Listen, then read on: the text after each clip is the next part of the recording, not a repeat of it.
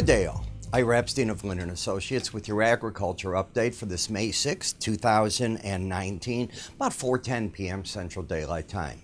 As you know, yesterday President Trump threatened to put tariffs back on China, taking the 10% tariffs that we've got up to 25% and possibly putting another set of tariffs on $325 billion of goods he didn't yet do. The goal here has been to try to get the Chinese to stop backtracking on what apparently our trade delegation believes they've already agreed to, and to finish these negotiations up. If not, there's no point in going forward. Literally 3 minutes ago I was watching, so at about 4:05, 4:08, I was watching a breaking event on financial TV, and they said that Mr. Lighthizer is writing up right now the new tariff rules.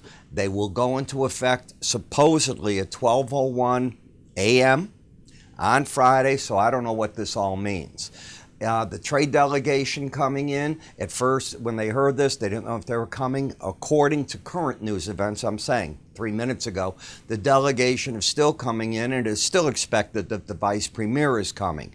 If he's coming, my guess is he's here to smooth things out. If he doesn't come, it's a sign you've got to watch. It's so fluid, you've got to be careful. And of course, soybeans, they keep getting hit. Now, they came off the lows pretty impressively. They were down from where you're at. You were 12 cents lower, but add to that another 14 cents. The wheat market recouped practically everything it had lost initially. Corn stayed down. And probably the reason for that is that the corn progress, it's not doing as bad as the rain would have you think, and that was from the USDA late this afternoon. So let's go to the charts and let them do the talking rather than me. You probably know a lot about this already. You've gone from $9.25 and a quarter now to $8.17. So you're down $1.08 from the peak we had literally at the end of 2018, right at the beginning of 2019. The market's got a gap in it now. Charts don't like to leave gaps. So two things can happen. Let's assume tonight something terrible goes on with these trade deals where they're not going anywhere. You could get another gap, so you get what's called a first gap and then the breakaway gap. If this gap stays in the market open steady tonight, not going anywhere, often markets like to have gaps filled. Go on your chart and see how many aren't filled. So you can have breakaway gaps, runaway gaps. This is called a breakaway gap.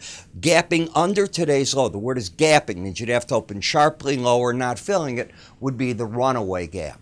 That would be the most dangerous signal that you could have. Swing lines don't show gaps. So if I come back here, the swing line doesn't care about those. It's just saying you've got lower highs, lower lows. So it is saying the trend is in place, the pattern is lower highs, lower lows, and you'd have to get all the way up under the current pattern. That'll change, obviously, all the way up over 890, what is that, 896 and 3/4. So that's going to be an 80-cent rally. The 18-day average will come into play before then if the market were to just rally up, offering resistance tonight to start at 877. But that number, let me come here, go back a day. It's dropping right now about 4 or 5 cents a day. That's all I'm saying. So when we reopen tonight, you're going to lose one of these days back here, add it to the new close today, and that number is going to slip down a little bit. In terms of the Bollinger Band, which is an algorithm designed to keep the market trading within the bands that it has. They're the black bands. They went up here. You can see part of it right through there. And here's the bottom band. The market is staying within the bands. It's running the band. That's very bearish. And you've got the momentum still locked in bearish. Now, when the red line that makes up this slow stochastic study. There's two lines that make it up. One's called a K and a D. But when the red line, which is the K line, closes over 20, the odds favor this market will be moving back to the upside, maybe trying to get back to the 18-day average. Does it have to? No. But it would be a sign of lost momentum, and that's often one of the things that takes place. Do you bet the ranch on it? No, of course not. When you look at the meal market, you have the embedded reading, which means momentum shifted from being oversold to locking in a bear trend. It too is running the lower Bollinger Band. It clearly has the lower highs, lower lows. Now, one of the ways to look and see if the market is changing its character is if you take out the high of a swing line. It could take place without losing that embedded reading. That would be a warning sign, but not as powerful as losing the embedded reading. In soybean oil, if you take a look, you now have your embedded reading. Again, you're running the lower Bollinger Band, so you're in a free fall, so to speak, in the soy complex. That could change on a dime.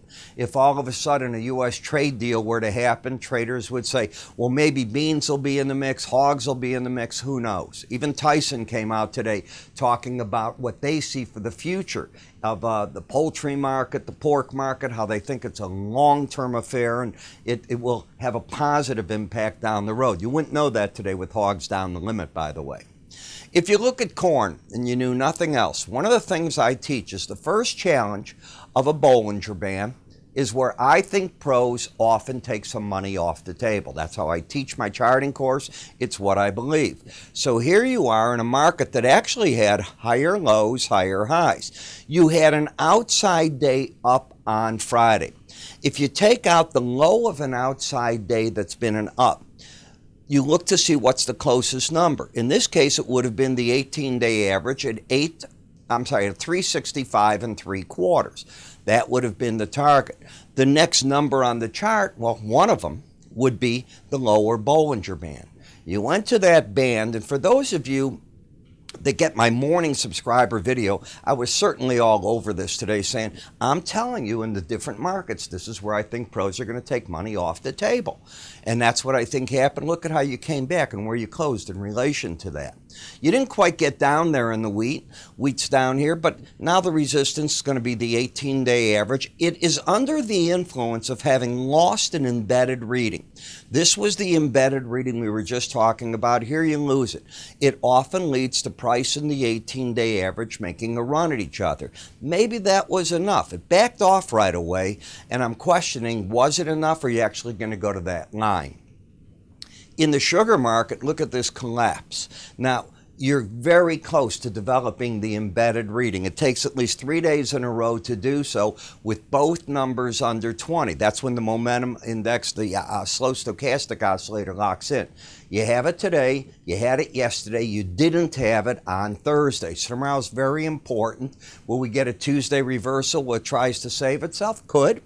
The big question is you could rally here and still get that embedded reading, which would still be bearish.